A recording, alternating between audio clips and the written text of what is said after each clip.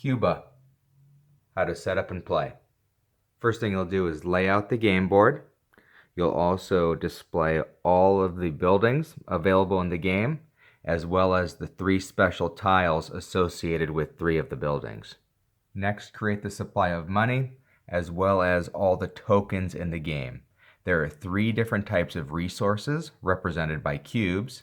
You have wood, stone, and water. And then there are 5 types of merchandise. 3 are called products: citrus, sugar, and tobacco, and 2 are called goods: rum and cigars. Next, you're going to randomly select a start player and give them this card. Play always proceeds clockwise, starting with the start player. As part of setup, each player will select 2 resources and 2 products of their choice. The start player can begin, and then in clockwise order, each player can make their selections. These starting items start in the player's lot. In addition to their starting items, each player will get their set of 5 roll cards that have the color on the back of the card. They'll start with a worker of their color in their warehouse spot. All players will start with 10 pesos and a player board. If you'd like all players to start with the same configuration, use the blue truck side of the player board. If you'd like to start with asymmetric field configurations, use the alternate side based on the player color. Next, you'll see the market on the game board with 3 citrus, 3 sugar, 3 tobacco, as well as 2 rum and 2 cigar. You'll also put out 2 blocker pieces for the architect, the tradeswoman, and the mayor spot. All players will get a score marker starting on 0 victory points on the game board. Next, you'll shuffle the deck of ship cards.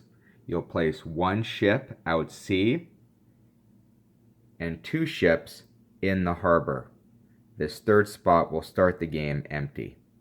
Next, since we're playing with the El Presidente expansion, we're going to seed the game board with these Cuban cards. In all games, you use the dancer roll, and then based on the player count, you're going to insert a number of donkey cards. If this is a 2-player game, you're just going to use 1 donkey card. In a 3-player game, you use both donkey cards. In a 4-player game, you only use 1. And if it's a 5-player game, you don't use any donkey cards. There are 6 card spaces on the El Presidente board. So since I'm setting this up for a 4-player game, I'm using 1 donkey. We always use the dancer. I've taken the remaining Cuban rolls, I've shuffled them, and I randomly dealt 4. That makes up the total of 6 cards. I'll now turn these over, shuffle all of these completely, and randomly place those on the 6 spots. After you've dealt the 6 cards to the El Presidente board, you'll put the president's car in this space. The final part of setup is to separate the 4 types of statute cards, the 1, 2, 3, and 4 decks, shuffle each deck completely, and then deal 6 of the cards to each stack. The undealt cards can be returned to the game box. You can now reveal the top card in each deck, and you're ready to start the game. The first phase of each round is the action phase, starting with the start player. Each player will select 1 roll, either from their 5 hand cards or one of the rolls from the Cuban board. They will select the roll, place it in front of them, and execute the action. So in this example, this player may decide to play this roll. They would fully execute the action, and then we'd go clockwise to the next player. When we got back to this player's turn, they could again play another card from their hand, or they could decide, I am going to take one of the Cuban cards from the game board and play that in front of me. They would execute the action. Each player is only allowed to ever select 1 of the Cuban cards. The one exception is in a 2-player game. In a 2-player game, both players will select 2 of the Cuban cards available. Players are able to decide when they want to select either from their hand or from the Cuban board. The action phase will continue until all players only have one card left in their personal hand.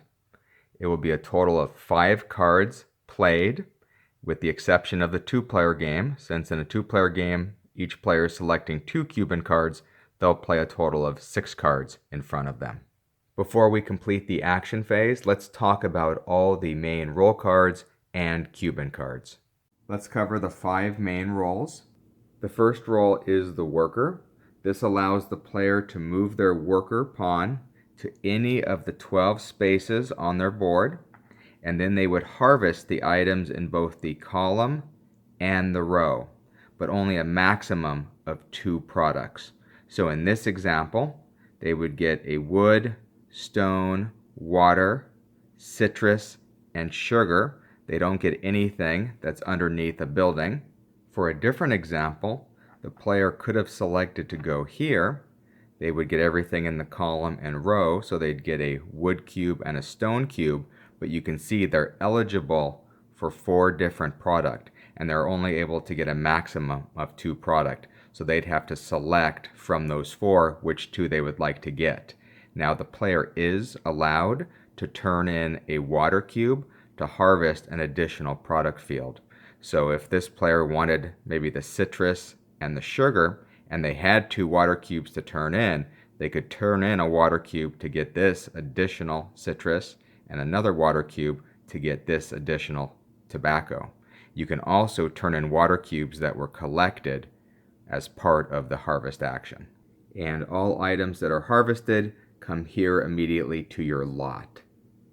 Next is the tradeswoman. She has both a main action or an alternative action. The main action allows you to come to the market and buy and or sell any of these items.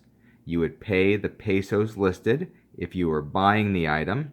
If you were selling the item, it would come from your personal supply and be placed on the spot, and you would gain that amount of pesos from the bank. If an item is completely sold out in the market, you are able to get one from the supply, but you have to pay 7 pesos for a sold out item. If you're selling items and the item is completely in stock in the market, you can still sell your items. You would just return them to the supply and you would get the minimum value. So for the rum and cigars, you would get 3. For the products, you would get 1. Instead of buying and selling with the tradeswoman, you could instead choose one of the alternative actions.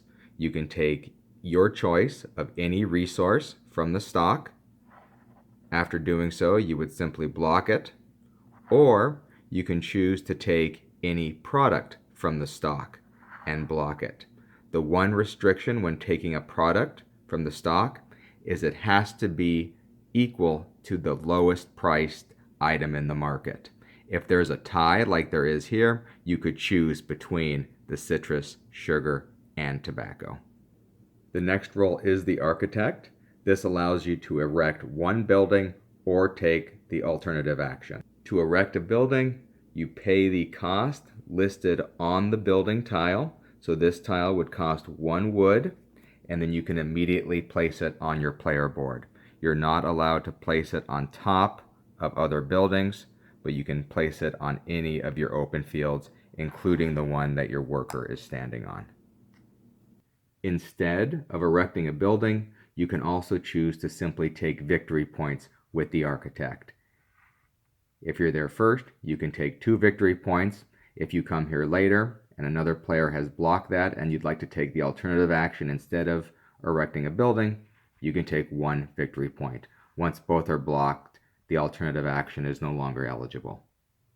The foreman allows you to activate any one building on your player board, or you can activate all the buildings in the same column and row as your worker. So in this example, this worker is in a column and a row with no buildings, so the player's only choice would be to activate one of these other 2 buildings. If this worker was instead here, the player could activate all the buildings in the column and row, so they'd be able to activate both of these buildings by activating the foreman. When you play the foreman card, you're not allowed to move the worker. That worker pawn only moves when the worker role is played. The mayor allows you to supply one ship with items, or you can take the alternative of getting pesos. If you decide to supply a ship, it has to be one of the ones already in port, and then you would take items from your player board, either from your lot or your warehouse, and then place them on any empty spots. You can only supply one ship, so you couldn't place here and then place on a different ship. You have to select the same ship, but you can fill as many empty spots as you're able to. For each item that you supply, you'll earn these victory points associated with the port. So in this example, by supplying these 2 items, this player would earn 4 victory points.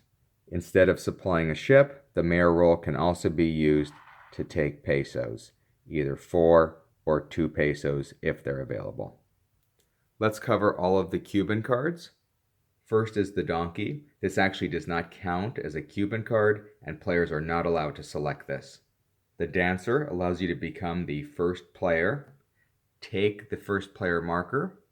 With the lawyer, you may pay 1 peso to activate 1 building on your player board. The harbor master lets you flip adjacent ships that are already in port.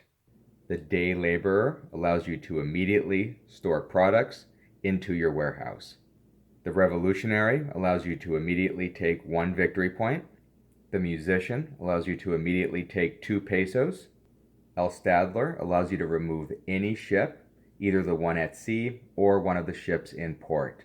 Alright, now that we've seen what all the different role cards do, at the end of the action phase, if nobody selected the dancer and took the first player marker, this will simply rotate clockwise to the next player. After the action phase is completed, we now move to the El Presidente phase. The president's car is always going to move to the unchosen Cuban card. At the end of every action phase, there's always going to be 1 Cuban card that wasn't selected by the players. The president is always going to skip over donkey cards and go to the unchosen role card, and then we're going to implement the action on the game board, and this is going to affect all players. After you've implemented the action, the president's car is going to stay there, and we're going to move to the parliament phase. During the next game round, when we get to the president's phase, the car will start there and just continue to cycle around to the unchosen role card at that time. Before we move to the parliament phase, let's cover all of the El Presidente actions. If the president's car stops here, during the next game round, all players will be required to save 2 cards for parliament instead of the normal 1. So at the end of the action phase, players will have 2 cards in front of them, essentially giving them 1 less action that round.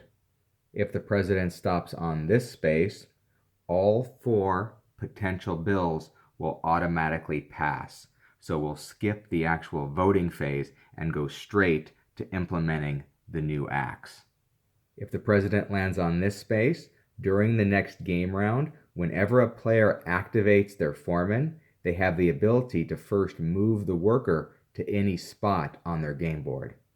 If the president stops on this spot, all players will get the opportunity and may pay 1 peso to upgrade any building on their player board. So you would start with the start player and then go clockwise, and if they elect, they can pay the 1 peso, take a building from the supply, and upgrade the building on their player board. They only have to pay the difference in the resource cost. Any buildings that get overbuilt no longer provide the benefit.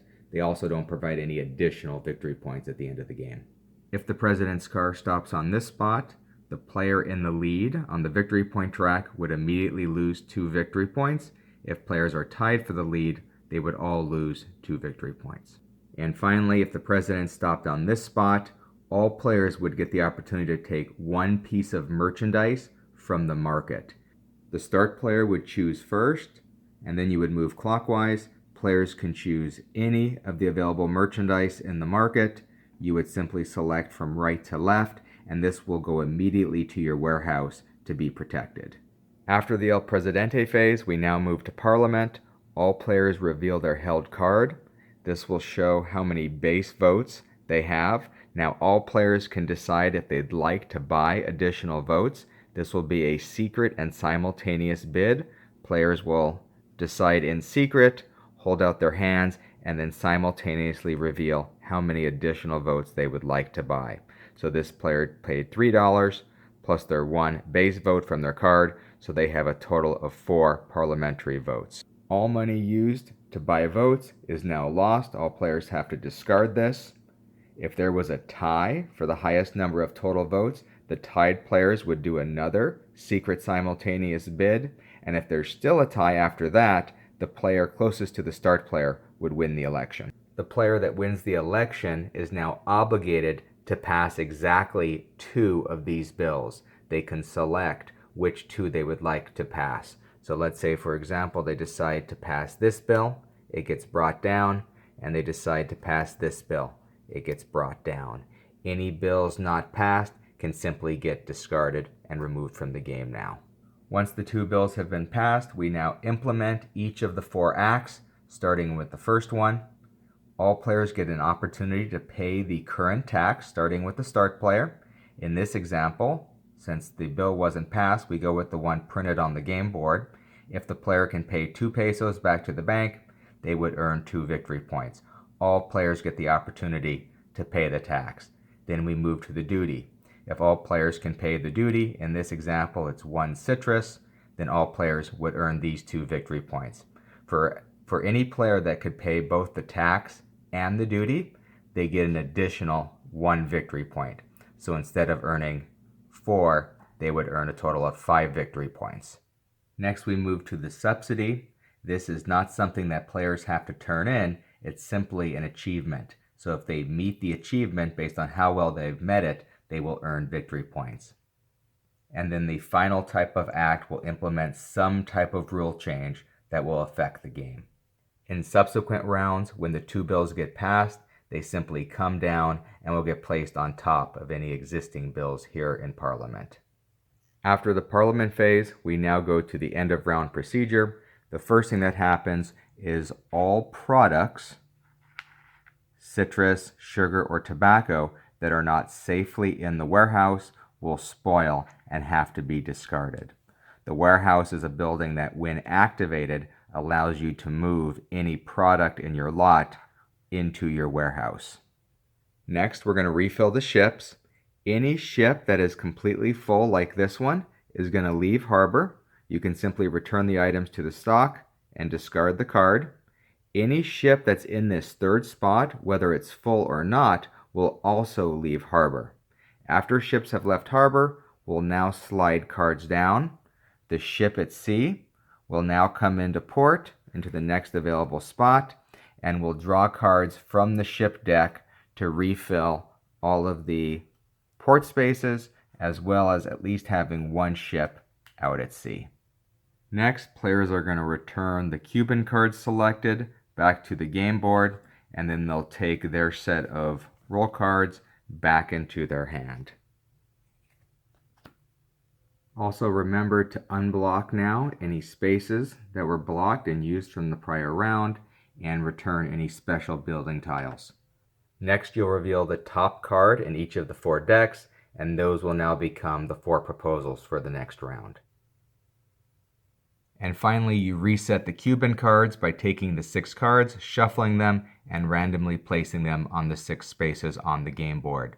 There's also a variant where, just like in setup, any cards that were removed will actually get shuffled in at the start of every round. Just make sure you abide by always having a dancer and the required number of donkeys.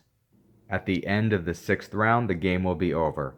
Players will add 2 victory points for each building they have on their player board. They'll update their position on the score track. Most points wins the game. If there's a tie, the player with the most pesos will break the tie. Before we end, let's cover all the different types of acts and buildings. First, the taxes. Most of the tax cards will require you to pay some number of pesos to earn the victory points. There are 2 cards. This one requires you to pay 1 for each of your buildings on your player board. And always remember, this printed warehouse counts as a building.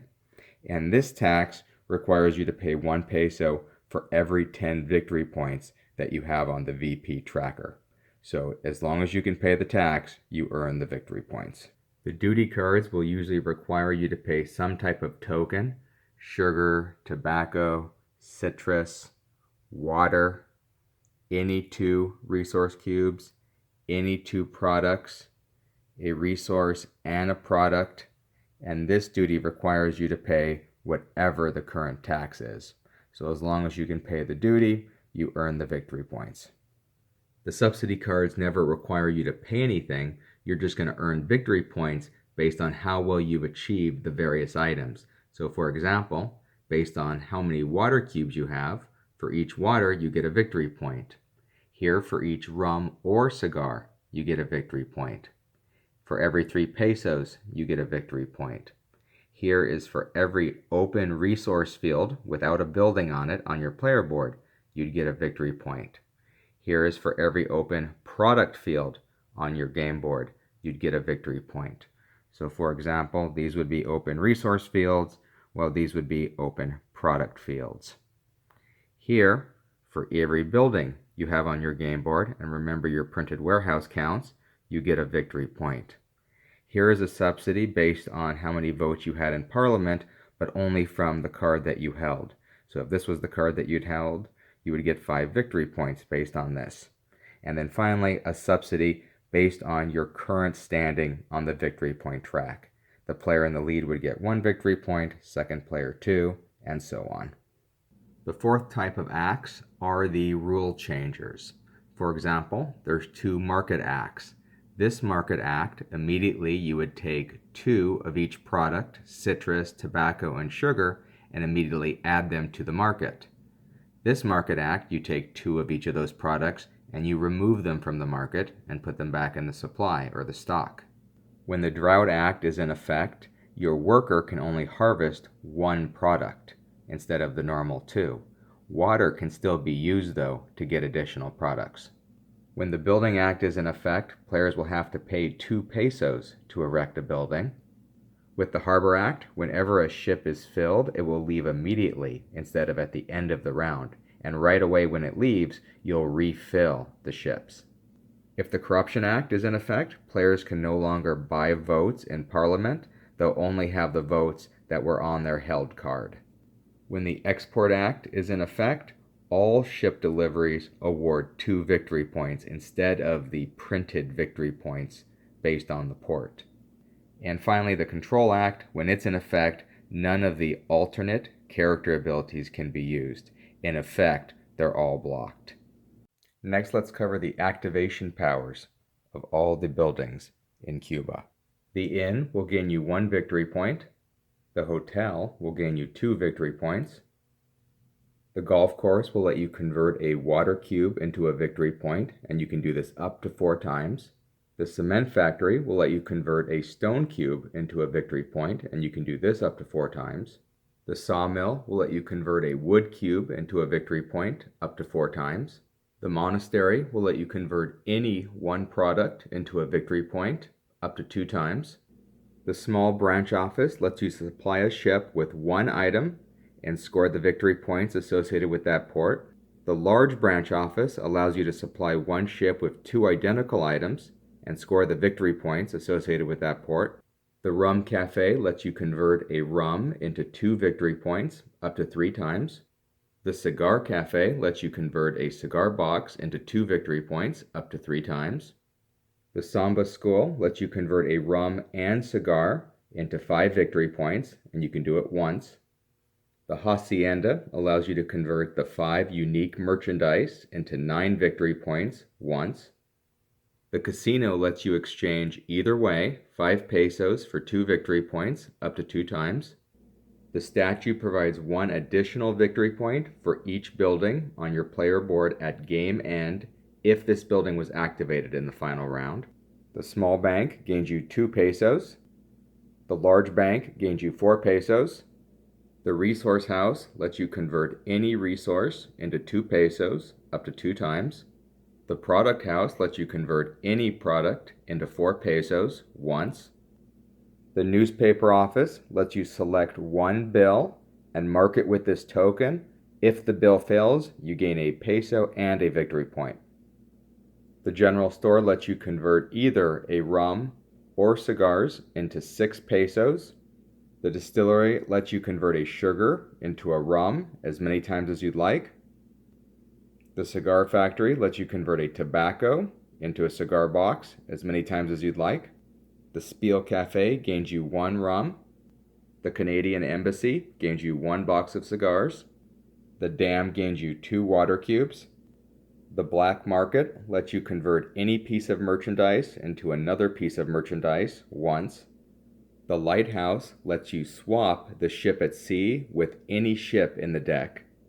The Customs Office lets you block or unblock 1 space of a ship in port. If you unblock, simply put the item back in the stock. If you block it, take an item from stock. No victory points are scored. The Beach Cafe lets you always use blocked alternative actions, and this building does not need to be activated. It's always active. The Warehouse works just like the one printed on your player board. It allows you to store any products currently in your lot. The Town Hall will give you 2 extra votes during the next Parliament phase. Take this token when the building's activated. The Church allows you to veto 1 bill from a new statute deck. The selected bill can be immediately discarded. It's also not allowed to veto the same type of bill for 2 consecutive turns. And that should be everything you need to set up and play Cuba.